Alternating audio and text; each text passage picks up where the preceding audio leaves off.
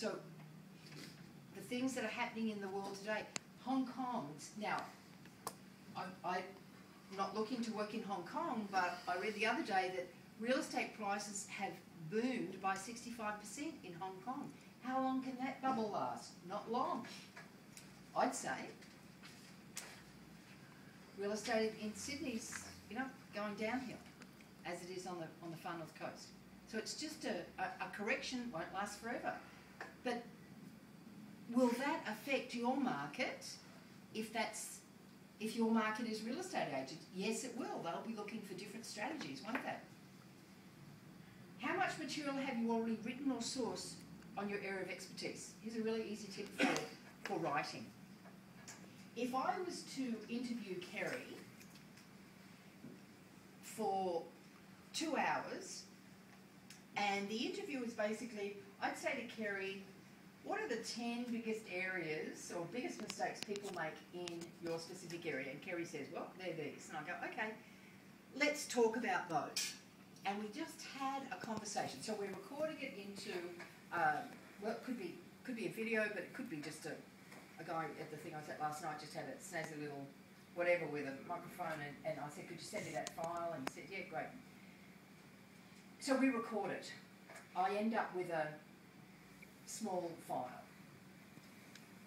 Technologically, what's it called? WAV file or something like that. I don't know what it is. I just know that when I need it converted, I'll just go to Elance and say, I've got this file. You can buy software to convert it, but I've got this file and I want it transcribed. And that'll cost roughly an hour, will cost around $50. And it'll come back as a Word document. Now I can then go through that Word document, and that conversation with Kerry could become an ebook. It could become, an ebook is just an electronic book. I could have this book converted into, well, this book is converted into 2 ebooks. It's pretty much part 1, part 2. This one might be converted into 4, depending on the different months. So we have that conversation, we have the conversion, it comes back, Kerry says, I don't like this, I think I could just write, but now you've actually got it like this, I think I could just write this. And I say, okay, that's great, that's one option. Kerry might say, I don't have time to do this, and I go, great, why don't we give this to an editor, and we'll pay that editor $50 an hour, and we'll give her, and we'll say, we just do 3 hours worth of work, show us what it's like, and then we get that back, and 3 hours might be the whole book, or it might be, but what I'm getting back is a series of articles from that editor, but what I'm creating is a written something. Because for many people, it's in their heads and it's not on paper. And until it's in some form that I can send out, not physically sending your body, but sending your information, until I can send the information out, you're not going to get the industry expert status.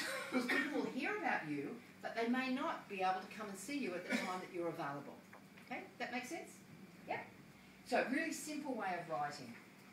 I'm going to be running some, I've got like a door prize actually, if you want to, whatever you do with that. And I used to run these courses called 3 Ways to Write and Self-Publish a Non-Fiction Book, but now I'm going to convert it to how to write books, blogs, and ebooks, and turn your wisdom into words, because it's getting the words out there. That's really the key.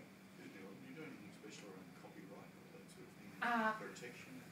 Oh, look, yeah, I mean, once you've written like books like these, that's copyright law. I don't get too caught up on people. I saw something the other day that I thought this woman should have just put page 65 networking magic on the bottom of the page. But I read it. But I didn't get too caught up because I just thought, look, if people knock off stuff, they're going to knock it off anyway. So I don't get too caught up about the whole thing. It's more, and you can't if you want to get industry expert status, because what you want is someone to pass your stuff on.